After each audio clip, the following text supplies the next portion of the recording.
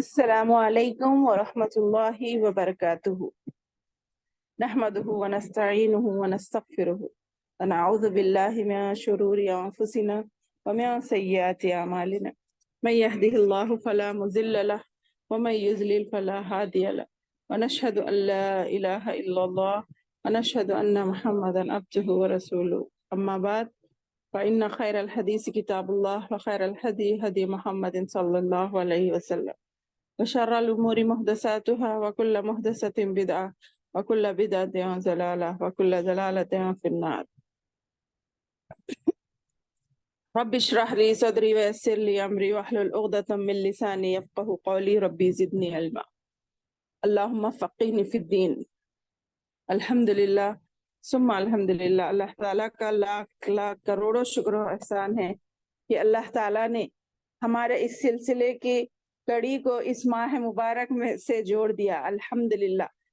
اللہ تعالیٰ ہم سب کو اس ماہ کی پوری نعمتیں حاصل کرنے والا اور اپنے آپ میں زیادہ ہمیں اپنے کام کرنے والا بنائے اور ہمیں دین اسلام کے ایسا پلر بنائے جو کبھی ہم سے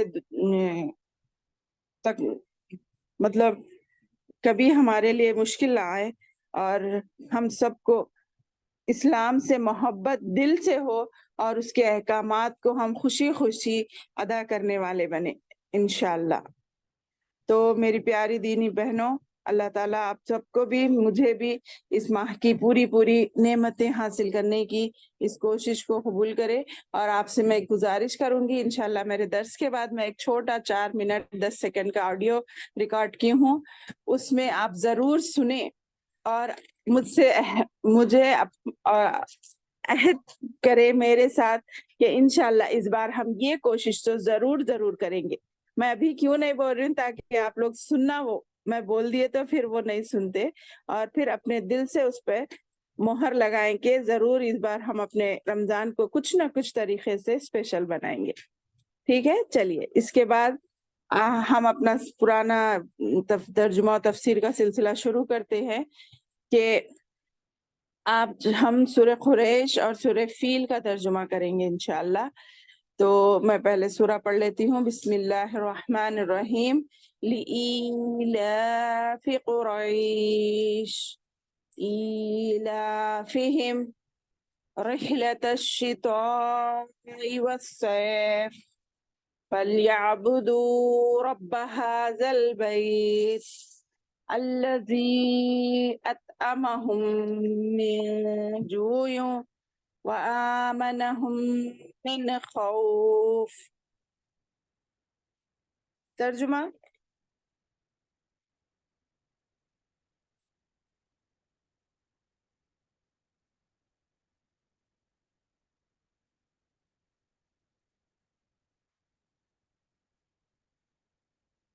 اس کا ترجمہ کچھ اس طرح ہے: قریش کے مانوس کرنے کے سبب، یعنی انہیں جاڑے اور گرمی کے سفر سے مانوس کرنے کی وجہ سے اس کے شکریہ میں پس انہیں چاہیے کہ اسی گھر کے رب کی عبادت کرتے رہے جس نے انہیں بھوک میں کھانا دیا اور خوف میں امن و امان دیا.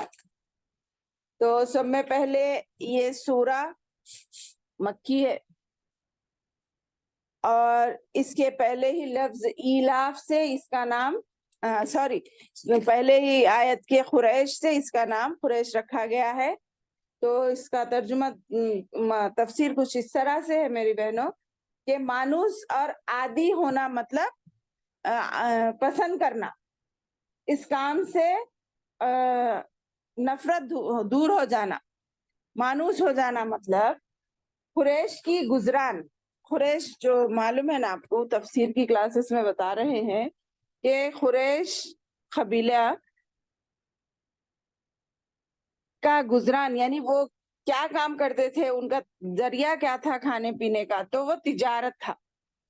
تو وہ سال میں 2 مرتبہ ان کا تجارتی قافلہ باہر جاتا اور وہاں سے اشیاء چیزیں خرید کر لاتا تھا اور یہاں لا کر بیچتے تھے.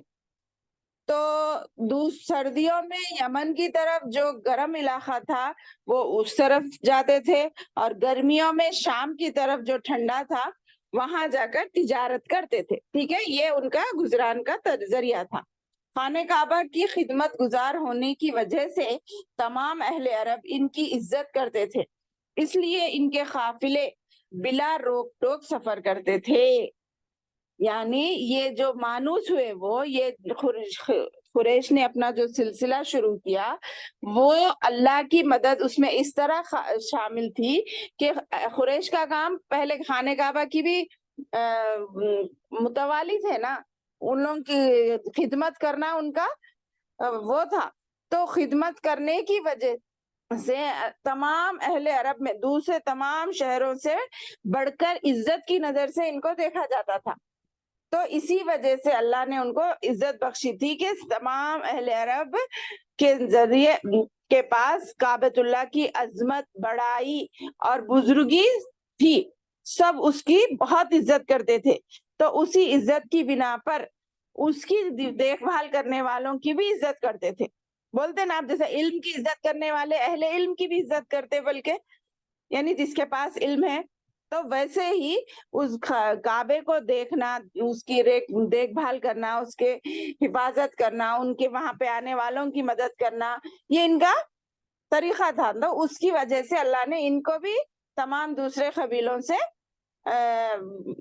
بزرگی عطا فرمائی تھی، جس کی وجہ سے دوسری جگہ بھی ان کو عزت سے دیکھا جاتا تھا، اہل عرب کو عزت کرتے تھے.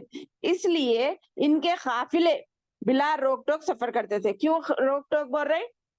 پہلے کے زمانے میں جہاں بھلائیاں بھی تھی وہاں پہ برائیوں میں ایک برائی یہ بھی تھی رہزنی، یعنی ڈاکو وغیرہ قافلے کو لوٹ لیتے تھے. آج کل کی طرح سہولت نہیں تھی سب میں پہلے، اور آج کل کی طرح پولیس وغیرہ کا کوئی وہ بھی نہیں تھا نا جہاں معلوم ہو چلے جانے. تو قافلوں کو لوٹنا، ان کا سامان لے لینا، ان کو مارنا پیٹنا وغیرہ بھی ایک برائی تھی. تو ان کو یہ معلوم ہو جاتا تھا کدھر سے آ رہے ہیں، کون سا قافلہ آ رہا، تو وہ ڈاکو زنی بھی ان سے دور رہتے تھے. یعنی ان کو کہیں آنے جانے میں ٹیکس نہیں لیے جیسا عزت سے چھوڑ دینا وغیرہ سفر کرتے تھے. تو اللہ تعالیٰ نے اس صورت میں قریش کو بتلا رہے ہیں کہ تم جو گرمی سردی میں دو سفر کرتے ہو تو ہمارے ہی اس احسان کی وجہ سے کہ ہم نے تمہیں مکے میں امن عطا کیا ہے اور اہل عرب میں معزز بنایا ہے، یہ بتا رہے اللہ تعالیٰ اس چھوٹے سے سورے سے. تو اگر یہ چیزیں نہ ہوتی تو تمہارا سفر بھی ممکن نہ ہوتا، اور یہ اصحاب الفیل کو بھی ہم نے اسی لیے تباہ کیا کہ وہ تمہاری عزت بھی برقرار رہے. یعنی اس سورے کا تعلق گزشتہ سورے یعنی اس سے پہلے کے سورے سے بھی ہے، جس میں اصحاب الفیل کا واقعہ ہے جو اب ہم پڑھیں گے تھوڑی دیر میں. تو اس میں بھی اصحاب الفیل جو یہ قریش والوں کو ختم کرنے کے لیے آ رہے تھے، مگر اللہ نے ان کو خود ختم کر کے ان کی حفاظت فرمائی. تو وہی بول رہے کہ اصحاب الفیل کو بھی ہم نے اسی لیے تباہ کیا کہ تمہاری عزت بھی برقرار رہے اور تمہارے سفروں کا سلسلہ بھی جس کے تم خوگر ہو یعنی قائم رہے. اگر ابراہا اپنے مذموم مقصد میں کامیاب ہو جاتا، یعنی غلط مقصد میں کامیاب ہو جاتا تھا، یعنی کعبے کو ڈھا دیتا نعوذ باللہ، تو تمہاری عزت اور سیاست دو بھی ختم ہو جاتی اور سلسلہ سفر بھی منقطع ہو جاتا. اس لیے تمہیں چاہیے اس کے شکرانے میں صرف اسی بیت اللہ کے رب کی عبادت کرو. دیکھ رہے اللہ تعالیٰ کیا بولے، تمام اعمال کا دار و مدار اس کی نیت پہ ہے، اور اس کی نیت کیا ہونے چاہیے، یہ دنیا کو بنانے کا مقصد، ہم انسانوں کو بنانے کا مقصد سب ایک ہی ہے. وما خلقت الجن والانس الا لیعبدون. وہی بات الگ الگ انداز میں اللہ تعالیٰ ہمیں سمجھاتے ہیں. فَلْيَعْبُدُوا رَبَّ هَذَا الْبَيْتِ، بس تم عبادت کرو اس گھر کے رب کی. کعبۃ اللہ جو ہے اس گھر سے مراد وہ اس گھر کا رب بھی کون ہے اور ہمارا رب بھی کون ہے، اللہ تعالیٰ. تو چاہیے کہ تمہارا کو جو اللہ تعالیٰ نعمتیں دے رہا ہے اس کے شکرانے کے طور پر وہ نعمتوں کو اسی کی فرما برداری میں ادا کرو جس نے وہ نعمت تمہیں دی ہے. صحیح بات ہے نا، جو نعمت ہم نے ہم اپنے بچے کو دیتے ہیں، اگر وہ اس کا غلط استعمال کرے تو ہم جیسا پسند نہیں کرتے، تو اللہ تعالیٰ بھی جو نعمتیں ہمیں دے رہا ہے ہم اس کو اقرار بھی کر رہے ہیں، تو پھر وہ نعمتوں کو اسی کی رضامندی کے لیے، اسی کی فرما برداری میں ادا کرنا چاہیے۔ تو جس کا بہترین موقع اب ہمیں اس مہینے سے تربیت حاصل کرنا ہے کہ ہم اللہ کی اتنی عبادت کریں جتنا ہمارا حق ہے، ٹھیک ہے؟ تو اللہ بھی اپنا حق ادا کرتے ہوئے ہمیں جنت دے گا، جو کہ اس کی عبادت کرنے والوں کے لیے اللہ تعالیٰ نے تیار کر رکھا ہے۔ تو دیکھیں نا، تو اس کا ظاہری فصل، اس کا ظاہری بھی فائدہ کیا ہے کہ وہ تمہیں کیا کرے گا؟ تم اگر اس کی عبادت کرو گے تو الذی اطعمہم، وہ تمہیں تمہارے کھانا کھلائے گا بھوک میں، اور تمہیں امن دے گا خوف سے۔ اطعمہم من جوع، تمہیں کھانا، تمہیں بھوک میں کھانا دے گا اور خوف میں امن دے گا۔ تو یہ نعمت حاصل کرنے کے لیے ہمیں کیا کرنا چاہیے؟ اللہ کی عبادت کرنا چاہیے۔ اس یہ مختصر صورت تھا، اس سے ہمیں یہ سبق حاصل ہوتا ہے کہ اللہ تعالیٰ ہر چیز کا بنانے والا ہے، ہر چیز کو ہمارے لیے پلان کرنے والا ہے، تو ہمیں اپنے پلانر کی رضامندی حاصل کرنے کے لیے اس کی عبادت کرنی چاہیے، جو ہمیں ہر مشکل میں بچاتا ہے، ہمیں ہر خوف سے نجات دلاتا ہے۔ آمین ثم آمین۔ تو الحمدللہ یہ چھوٹی سی صورت تھی جس کا مختصر تفسیر آئی ہے، جو کہ میں نے آپ کے سامنے بیان کر دی۔ تو اب ہمیں یہ یاد رکھنا ہے کہ قریش جو کہ مکہ کو، حرم مکے کی وجہ سے جو احترام انہیں حاصل تھا، اس وجہ سے وہ خوف و خطر سے محفوظ رہتے تھے۔ ہمیں بھی، ہم اسی کے بندے ہیں، ہمیں بھی اپنی اس دنیا میں بھی چاہے کون سے بھی شہر میں ہو، اللہ کی عبادت کر کے اپنے لیے آسانیاں پیدا کر لینا چاہیے انشاءاللہ۔ چلیے اس کے بعد ہم دوسرا سورہ کی طرف آتے ہیں، سورۃ الفیل۔ اعوذ باللہ السمیع العلیم من الشیطان الرجیم، بسم اللہ الرحمن الرحیم۔ ألم تر كيف فعل ربك بأصحاب الفيل ألم يجعل كيدهم في تضليل وأرسل عليهم طيرا أبابيل ترميهم بحجارة من سجيل فجعلهم كعصف مأكول۔ ترجمہ دیکھ لیتے ہیں۔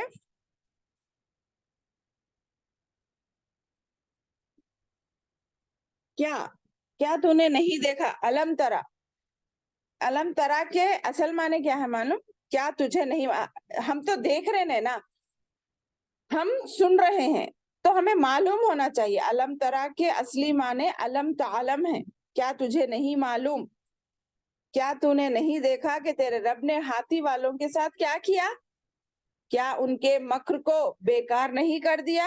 علم یجعل کیدہم فی تضلیل، کیا ہم نے نہیں بنا دیا ان کی چال کو بیکار، فی تضلیل۔ وَأَرْسَلَ عَلَيْهِمْ طَيْرًا أَبَابِيلَ، اور ان پر پرندوں کے جھنڈ بھیجے۔ تو اب اور ہم نے بھیجا ان پر پرندوں کے جھنڈ ترمیہم بحجارۃ من سجیل، جو انہیں پتھر کی کنکریاں مار رہے تھے۔ فَجَعَلَهُمْ كَعَصْفٍ مَّأْكُولٍ، پس انہیں کھائے ہوئے بھوسے کی طرح کر دیا۔ دیکھ رہے نا، الحمدللہ یہ واقعات تو مختصر ہم سب کو معلوم ہی ہے۔ چلیے پھر آج اس کی تجدید کر لیتے ہیں، ایک نئے سرے سے ترجمہ سن کر الحمدللہ اس پر پختہ کر لیتے ہیں۔ یہاں پر سب میں پہلے جو یمن، ہاں، یہاں یمن سے جو خانہ کعبہ کی لیے جو لوگ آئے تھے، علم ترا کے معنی کیا ہے؟ علم تعلم، کیا تجھے معلوم نہیں؟ استفہام تقریر کے لیے ہے، یعنی تو جانتا ہے، یعنی یہ واقعہ ہو گیا۔ کب ہوا یہ واقعہ؟ اللہ کے رسول پیدا ہونے سے پہلے ہی یہ واقعہ گزر چکا۔ تو وہ جب ریسنٹلی ہوا تھا، بلکہ اللہ تعالیٰ ان کو اس کے حقیقت بتا رہے ہیں، یعنی تم جانتے ہو، یہ وہ سب لوگ، اور وہ سب لوگ بھی جانتے ہیں جو تیرے ہم عصر ہیں، یعنی تمہارے ہم زمانہ ہیں، کہ عرب میں یہ واقعہ گزرے ابھی زیادہ عرصہ نہیں ہوا تھا۔ مشہور ترین قول کے مطابق یہ واقعہ اس سال پیش آیا جس سال نبی صلی اللہ علیہ وسلم کی ولادت ہوئی تھی، اس لیے عربوں میں اس کی خبریں مشہور اور متواتر تھی، یعنی بار بار کوئی بھی اب جیسا کہ کووڈ جا کے بھی 2 سال ہو گئے مگر ہمارے کو اب تک بھی اس کے بارے میں باتیں ہو رہی نہیں ہو رہی. ویسے ہی یہ واقعہ ہوا سو چند اتنا پکا نہیں معلوم، اور ساتھ ہی اللہ کے رسول پیدا ہوئے ان کے اسی سال میں، تو وہی باتیں بار بار ہو رہی تھی. تو مختصر اس واقعے کو آپ پھر سے ایک بار سن لیجئے کہ واقعہ اصحاب الفیل کیا ہے. حبشہ کے بادشاہ کی طرف سے یمن میں ابرہہ ایک گورنر تھا. اس نے صنعاء میں ایک بہت بڑا عیسائی گرجا گھر بنایا، عبادت گھر. ٹھیک ہے، گرجا گھر کس کو بولتے؟ وہ عیسائیوں کا عبادت گھر کو بولتے. اس نے کیا کیا؟ صنعاء بلکہ ایک مقام پر ایک گرجا گھر تعمیر کیا اور کوشش کی کہ لوگ خانہ کعبہ کے بجائے عبادت اور حج عمرہ کے لیے ادھر آیا کرے. دیکھیے، نبیوں کے ہاتھ سے اللہ تعالیٰ نے جو گھر بنایا ہے، پہلے زمین پر پہلا گھر، اس کی عظمت، اس کی ترقی دیکھ کر اس کو ابرہہ کو تھوڑی جلن محسوس ہوتی تھی، کیونکہ یہ مسلمانوں کا گھر تھا نا، وہ عیسائی تھا. تو کئی کو ساری دنیا کے لوگ اس کچھ معتبر اور معزز کئی کو سمجھنا، ہم بھی ویسا ہی چیک بنائیں گے بلکہ کیا کرتے ہو نا، ایک دوسرا اپنی عیسائیت کا ایک گرجا گھر بنا کے لوگوں کو ادھر آ کے حج و عمرہ کرو، یہاں پہ بھی یہ بھی اللہ کا گھر ہے وغیرہ وغیرہ بول کے بولتے. تو یہ بات اہل مکہ اور دیگر قبائل عرب کے بہت لوگوں کو بہت سخت ناگوار گزری. چنانچہ ان میں سے ایک شخص نے ابرہہ کے بنائے ہوئے عبادت خانے کو غلاظت سے پلید کر دیا، یعنی غصے میں، جس کی اطلاع اس کو کر دی گئی کہ کسی نے اس طرح اس گرجا کو ناپاک کر دیا ہے، جس پر اس نے خانہ کعبہ کو ڈھانے کا عزم کر لیا اور ایک لشکر جرار لے کر مکے پر حملہ آور ہوا. کچھ ہاتھی بھی اس کے ساتھ تھے.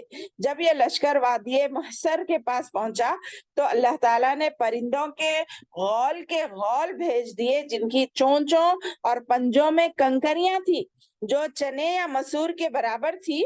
جس فوجی کے اوپر بھی یہ کنکری لگتی وہ پگھل جاتا اور اس کا گوشت جھڑ جاتا اور بالآخر مر جاتا. اللہ اکبر! سوچئے کیسی بھیانک موت آئی. یعنی آج ہم اللہ ہماری حفاظت فرمائے، اللہ پورے دین اسلام کی اور دین کے شعائر کی حفاظت فرمائے، ہمارے مسجدوں کی حفاظت فرمائے. بظاہر تو ایسا دکھ رہا کہ ہماری مسجدوں کو ڈھایا جا رہا ہے، یہ ہمارے مسلمانوں کی کمی کا ایک نتیجہ ہو سکتا، مگر اس کا دنیا میں اگر اس کے فوراً اگر بدلہ نہیں مل رہا تو اس کو اس سورت سے عبرت لینی چاہیے کہ ایک اللہ کے گھر کو جب تم نے ڈھانے کی کوشش کی تو کیسی عبرتناک موت انہیں ملی.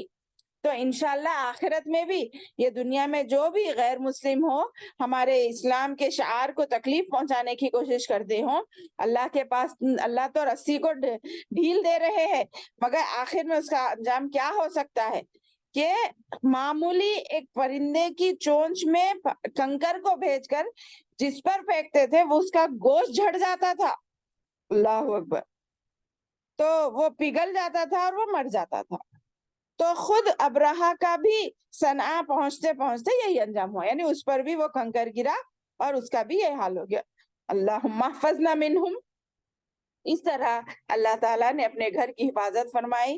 مکے کے قریب پہنچ کر ابرہہ کے لشکر نے نبی صلی اللہ علیہ وسلم کے دادا عبد المطلب کے جو مکے کے سردار تھے اونٹوں پر قبضہ کر لیا، جس پر عبد المطلب نے آ کر ابرہہ سے پہلے کہا تھا کہ تو میرے اونٹ واپس کر دے جو تیرے لشکریوں نے پکڑ لیے ہیں. باقی رہا خانہ کعبہ کا مسئلہ، جس کو ڈھانے کے لیے تو آیا ہے، تو وہ تیرا معاملہ اور اللہ کا معاملہ ہے. وہ اللہ کا گھر ہے، وہی اس کا محافظ ہے. تو جانے اور بیت اللہ کا مالک یعنی اللہ تعالیٰ جانے. یہ تفسیر کی بات ہے. تو اللہ تعالیٰ نے اپنے گھر کی کس طرح حفاظت فرمائی، انشاءاللہ آگے بھی حفاظت فرمائے گا. تو یہ پھر اللہ نے اس کو ختم کر دیا اور خانہ کعبہ کی حفاظت فرما دی. تو ابابیل یہاں پر کیا ہے؟ ابابیل کے معنی پرندے کا نام ہے، نام نہیں ہے بلکہ اس کے معنی غول دلغور، یعنی گروپ. ایسے پرندے آئے اچانک آسمان میں آ کے ان کے اوپر کنکریاں پھینکنے لگے. اور وہ کیسی کنکری تھی؟ मिट्टी, सिज्जील जो बोलते हैं, मिट्टी को आग में पकाकर इससे बनाए हुए कंकर थे। इन छोटे छोटे पत्थरों या कंकरों ने तोप के गोलों की तरह बंदूकों की गोलों से भी ज्यादा मोहलिक काम किया ना। यानी तोप के गोले से अगर किसी इंसान को मारो तो उसकी छितड़े उड़ जाते, वैसे ही सिर्फ ये अल्लाह ताला की कुदरत देखिए। छोटा कंकर किसको बोलते हैं हम?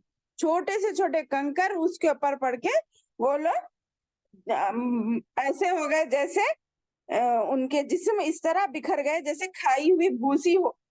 अल्लाह अकबर। तो समझ में आया? फिर से एक बार मैं तर्जुमा आपको समझा देती हूँ।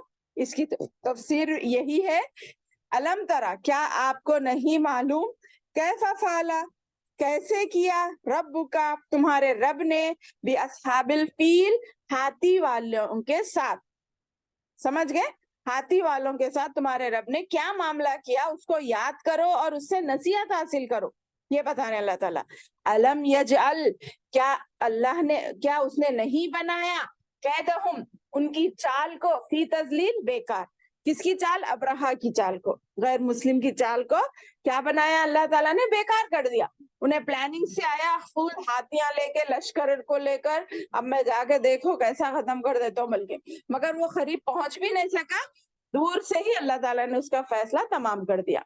क्या किया फिर? वो अरसला, और हमने भेजा, अलैहिम, उन पर, किस पे? वो लश्कर पर, तैरन, ऐसे परिंदे, अबाबील, जो गौल दर गौल थे, यानी ग्रुप्स के ग्रुप्स मिलके एकदम आ रहे थे। तरमीहिम, वो फेंकते थे, हिम, उन पर, बिहिजारतिन, कंकर, मिन सिज्जील, सिज्जील माने आग में पकी हुई मिट्टी के कंकर, ठीक है, ऐसे कंकर वो उस पर फेंकते थे। फजअलहुम, तो वो फेंकने की वजह से क्या हुआ? बन गए वो कास्फिम माकुल, बिखरे हुए भूस की तरह, खाए हुए भूसे की तरह वो बन गए। तो अल्लाह ताला हमारी हिफाजत फरमाए कि अल्लाह ताला इसमें कितनी इबरतनाक मौत से उनको आरास्ता कर रहा है।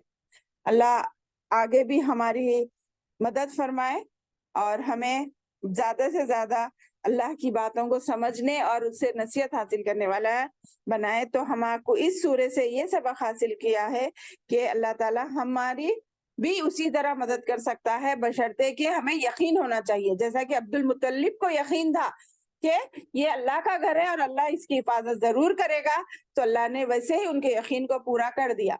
तो हमें भी दुनिया की परेशानियों मुश्किलों से घबराना नहीं चाहिए, बल्कि इस्लाम के दुश्मनों के लिए पहले तो दुआ करना है। अगर वो दुआ ये भी कर सकते कि अल्लाह इनको नेक हिदायत दे, वरना इनके चालों को बेकार कर दे, नेस्तो नाबूद कर दे।